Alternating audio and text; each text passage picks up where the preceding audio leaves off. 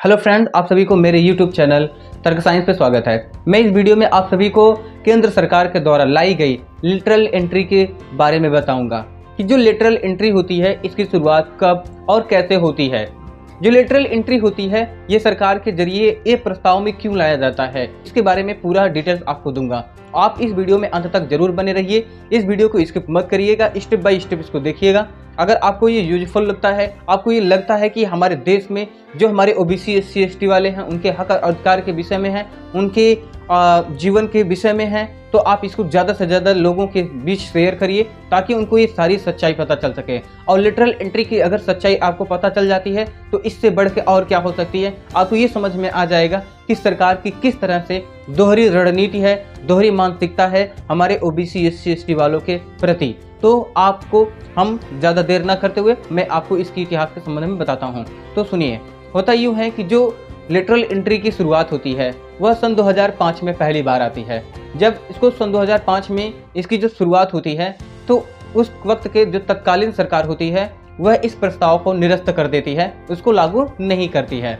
तो जब ये प्रस्ताव निरस्त हो जाती है तो उसको यूं ही फाइल को पेंडिंग में रख दिया जाता है। होता यूं है कि फिर आता है दौर सन 2010 का। ठीक है, सन 2010 का दौर आता है, इस प्रस्ताव को फिर से लाया जाता है। जब इस प्रस्ताव को फिर से लाया जाता है तो उस वक्त के तत्कालीन जो सरकार होती है उसको फिर ये निरस्त कर देती है, वह भी फिर से लागू नहीं करती है। फिर आता है क्या, सन 2014 का। जरा सोचिएगा, अब आता है सन 2014 का। सन 2014 में केंद्र सरकार में एक बहुत बड़ा बदलाव हो जाता है। केंद्र सरकार में जो माननीय मनमोहन सिंह की सरकार थी अब वो हट करके माननीय नरेंद्र मोदी की आ जाती है। नरेंद्र मोदी जी होते हैं, उनकी जैसी सरकार बनती है इस लिटरल एंट्री की फिर से प्रस्ताव आ जाती है। जब लिटरल एंट्री की फिर प्रस्ताव आती है सन 2014 में तो इस पर क्या होती है, जो बीजेपी सरकार होती है इस पे एक कमेटी बनाती है। जब इस पर एक कमेटी बनाती है तो उस कमेटी में क्या किया जाता है कि इस पर कुछ विचार विमर्श किया जाता है, उसमें कुछ बदलाव किए जाते हैं। उस बदलाव के बाद इसे सन 2016 में हरी झंडी दे दी जाती है। हरी झंडी में ये किया जाता है कि इसमें कैसे नियुक्ति हो, तो इसमें ये हुआ डायरेक्ट नियुक्ति। अब जरा सोचिएगा, डायरेक्ट नियुक्ति में भी क्या होता है, इसमें ये देखा गया शैक्षणिक योग्यता देखी जाती है, उसकी कुशल योग्यता देखी गई कि उसमें अंदर शैक्षणिक योग्यता, कुशल योग्यता और भी चीज़ें देखी जाती हैं। उनको देख करके उनको एक डायरेक्ट नियुक्ति दी जाए। इसमें आरक्षण का कोई प्रावधान नहीं है, इसमें आरक्षण जीरो है।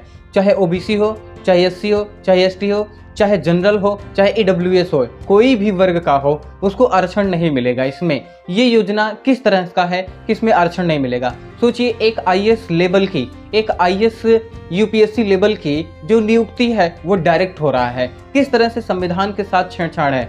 आज भी ओबीसी एससी एसटी और जो ओबीसी एससी एसटी और माइनॉरिटी के लोग हैं वो जनरल वालों के बराबर नहीं हो सके हैं, लेकिन फिर भी उनको बराबर के साथ में उनको लड़ने के लिए कहा जा रहा है, यानी कि फाइट करने के लिए कहा जा रहा है। ये केंद्र सरकार की दोहरी मानसिकता देखिए जरा, ये किस तरह का सरकार है, किस तरह का ये यहाँ पे दुगलापन है कि हम लोग बराबर भी नहीं, ओबीसी एससी एसटी वाले आज भी उनके बराबर पे नहीं पहुंच सके, उनकी बराबरी के संबंध में हमको उतारा जा रहा है। तो अब मैं आपको एक बात और बता देना चाहूँगा कि किस तरह से ये भारतीय संविधान के छेड़छाड़ है। भारतीय संविधान में इस तरह से छेड़छाड़ है क्योंकि भारतीय संविधान में ये कहा गया कि अभी जो सामाजिक रूप से, आर्थिक रूप से, शैक्षणिक रूप से हर प्रकार से पीछे है ओबीसी एससी एसटी और माइनॉरिटी के लोग, उनको एक अतिरिक्त कोटा दी जाए, एक अतिरिक्त लाभ दी जाए सरकार के द्वारा, ताकि वो एक समय आए कि जनरल के बराबर यानी कि हर विधा से वो असक्षम हो जाए। जब वो सक्षम हो जाएंगे तब आरक्षण को खत्म किया जाए। लेकिन ये जो बीजेपी सरकार है ये नहीं चाहती किसी भी कीमत पे कि ओबीसी एससी एसटी के लोग वहाँ पे आए। जरा सोचिए, मैं एक मानक के रूप में आपको बता देना चाहूँगा कि अगर मान लिया जाए कि लिटरल एंट्री में अगर मान लीजिए 45 अभ्यर्थियों की उसमें नियुक्ति करते हैं, ठीक है, अगर यही जो नियुक्ति हो जाती तो उसमें आरक्षण नहीं होगा। जो सारे के सारे होंगे वो क्या कर देंगे, हमारे ओबीसी एससी एसटी वालों को अयोग्य घोषित कर देंगे। जब उनको अयोग्य घोषित कर देंगे तो इनकी नियुक्ति वहाँ नहीं हो सकती। और जो फॉरवर्ड वर्ग के होंगे, ब्राह्मण, ठाकुर, बनिया, यानी कि जो क्षत्रिय लोग हैं, जो ब्राह्मण लोग हैं, जो बनिया लोग हैं, इनको अगर वहाँ पे देखेंगे तो ये अपने वर्ग का है, जनरल है, तो उनको क्या करते हैं वो लोग ये योग्य घोषित करके उनको नियुक्त कर देंगे। हमारे लोग को इस तरह से ठीक अयोग्य घोषित करके उनको बाहर कर देंगे। फिर हमारे लोग उस क्षेत्र में नहीं जा पाएंगे, फिर इनका सपना टूट जाएगा। लेकिन अगर इसे यूपीएससी सिविल सर्विसेज एग्जाम के जरिए अगर इसकी भर्ती कराई जाएगी तो उसमें क्या है, आरक्षण का प्रावधान है। सिविल सर्विसेज एग्जाम में जो ओबीसी एससी एसटी और माइनॉरिटी वर्ग है उनको आरक्षण देना ही पड़ जाएगा। इसके तहत में क्या है, जो अगर 45 सीट है, 45 सीट में कम से कम 22 से 23 सीट ऐसी हैं जो ओबीसी एससी एसटी और माइनॉरिटी के पक्ष में जा सकता है। तो जब इनको जा सकता है, जब इनकी भर्ती वहां हो जाएगी तो उनको लगता है कि 45 सीट में कम से कम 22 से 23 जो है ओबीसी एससी एसटी वाले हो जाएंगे, तब तो हम वहां मनमानी नहीं कर पाएंगे। हम वहां पे जो चाहेंगे सो नहीं कर सकते। हम जो संविधान में छेड़छाड़ करना चाहते हैं, संविधान को जो बदलना चाहते हैं, हम नहीं कर सकते। यहाँ पे जो ओबीसी एससी एसटी के साथ में जब अत्याचार होती है तो ये लोग जब आवाज लगाते हैं, तो ये लोग जब आवाज लगाएंगे, जब वहां पे पूरे के पूरे फॉरवर्ड होंगे, ब्राह्मण होंगे, ठाकुर होंगे, तो वो क्या करेंगे, चाहे जितनी उनकी निचली कास्ट के लोग अत्याचार करेंगे तो यहाँ के लोग कितना भी आवाज उठाएंगे, हम इनके आवाज को एकदम बंद कर देंगे, दबा देंगे। ये पूरी साजिश के तहत, ये पूरी प्लान के तहत में एक चाल चली जा रही है ताकि यहाँ के ओबीसी एससी एसटी वालों को फिर से गुलाम बनाया जा सके और मनुस्मृति स्थापित किया जा सके। मनुस्मृति को स्थापित करने के लिए ये जोर शोर से पूरी मेहनत करके ये लोगों ने ये पूरी साम दाम दंड भेद का पूरा प्रक्रिया शुरू कर दिया है। तो दोस्तों, मैं आपसे यही कहना चाहूंगा कि आप जितना ज्यादा हो सके इस वीडियो को दूर तक फैलाइए और यहाँ की जनता ओबीसी एससी एसटी आप जागरूक हो जाइए और उठिए और सरकार के खिलाफ में आंदोलन करिए, ज्यादा से ज्यादा आंदोलन करिए। जितना आप ज्यादा आंदोलन करेंगे, जितना ज्यादा संवैधानिक तरीके से आंदोलन करिए, ठीक है। अगर यानी कि असंवैधानिक तरीके से आप आंदोलन मत करिए, संवैधानिक तरीके से आंदोलन करिए। आप जनता की पावर दिखाइए कि ऐसे एंट्री नहीं हो सकती, लिटरल एंट्री बहिष्कार कीजिए।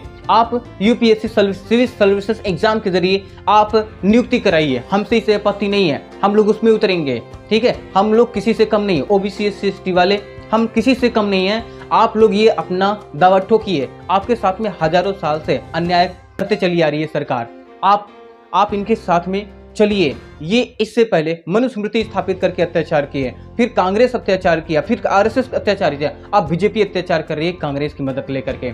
मैं आप सभी को इसमें बीजेपी, कांग्रेस और आरएसएस, बीजेपी, कांग्रेस और आरएसएस की पूरी पोल खोल कर वीडियो इसमें रखूंगा, पूरी की पूरी। मैं एक इतिहास रखूंगा, कांग्रेस की इतिहास, आरएसएस की इतिहास, बीजेपी की इतिहास, इन लोगों ने ओबीसी एससी एसटी वालों के लिए कितना क्या किया है, कितना क्या नहीं किया है। मैं पूरी इतिहास आपके काला चिट्ठा आपके सामने रखूंगा। आप लोग इस वीडियो को ज़्यादा से ज़्यादा शेयर करिए और आप लोग हमारे चैनल को सब्सक्राइब करना ना भूलें और आप लोग हमारे चैनल के साथ हर वक्त जुड़े रहिए। इसी आशा और विश्वास के साथ मैं अपनी वाणी को विराम देता हूँ। नमस्कार।